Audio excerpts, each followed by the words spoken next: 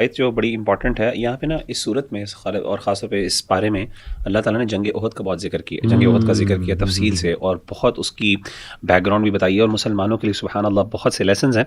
بلکہ یہ جو آیت نمبر 156 سے جو رکوع شروع ہوتا ہے، یا ایھا الذین آمنوا لا تکونوا کالذین کفروا وقالوا لاخوانہم اذا ضربوا فی الارض وکانوا غزا لو کانوا عندنا، یہاں پہ اصل میں اللہ تعالیٰ آفٹر میتھ کے اوپر نا کامنٹس کر رہے ہیں۔ ایک چیز میں جو خاص طور پہ یہاں پہ ذکر کرنا چاہتا ہوں، وہ بڑی جو اہم ہے اس حوالے پورے سے، اس پورے یعنی جنگ احد کا جو کانسیپٹ ہے اس کے حوالے سے، وہ یہ ہے کہ اللہ تعالیٰ نے یہاں پہ لیڈرشپ لیسنز نبی صلی اللہ علیہ وسلم کے لیے بھی ہیں اور امت کے لیے بھی ہیں۔ امت کو تو اللہ نے بتایا کہ امیر کی اطاعت اور اسی طریقے سے صبر اور اسی طریقے سے آزمائش کو کس طرح جھیلنا ہے، اس کے لیے وہ لیسنز ہیں۔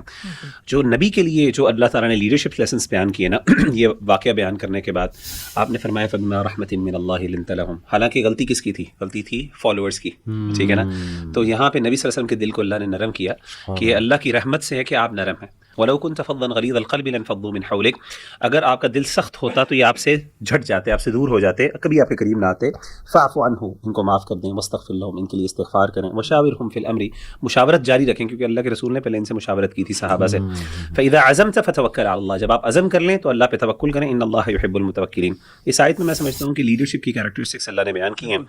ایک لیڈر کو سب سے پہلے رحیم ہونا چاہیے، نرم دل ہونا چاہیے۔ دوسری چیز یہ ہے کہ معاف کرنے کی ایبلٹی اس کے اندر، اتنا جگرا ہونا چاہیے کہ بڑے یعنی غلطیوں کو معاف کر سکے، اور یہ ایموشنل انٹیلیجنس، یعنی وہ لیڈر جو معاف نہیں کر سکتا کسی غلطی، وہ لیڈر کیا، وہ تو ایک قسم کا یعنی۔ اور تیسرا یہ ہے وَاسْتَغْفِرْ لَهُمْ، ان کے لیے استغفار کریں، یعنی اس کا ایک اسپرچول ریلیشن بھی ہونا چاہیے، ایک ایموشنل ریلیشن ہونا چاہیے اس کی خیر کی بھلائی کے لیے۔ وہ واقعی وہ بندہ جو اپنے امپلائیز کے لیے دعا کرتا ہو، ان کے لیے استغفار کرتا ہو، اس سے بڑھ کے وہ کتنا سنسیئر ہو سکتا ہے ان کے لیے، ان کے خیر خواہ ہو۔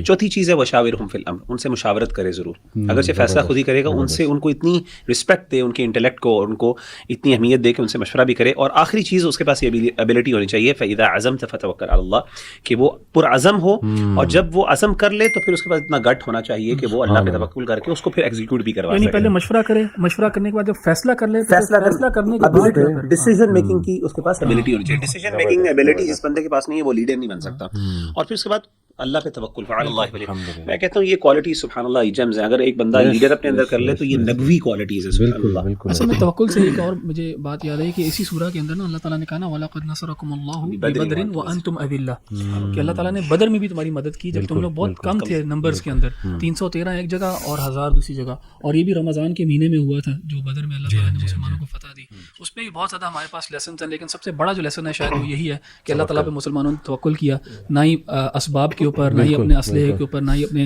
ہارسز اینڈ ان چیزوں کے اوپر بالکل بھی توکل نہیں کیا، بلکہ صرف اللہ تعالیٰ کے پہ کیا۔ جزاک اللہ خیر جی، بارک اللہ فیکم۔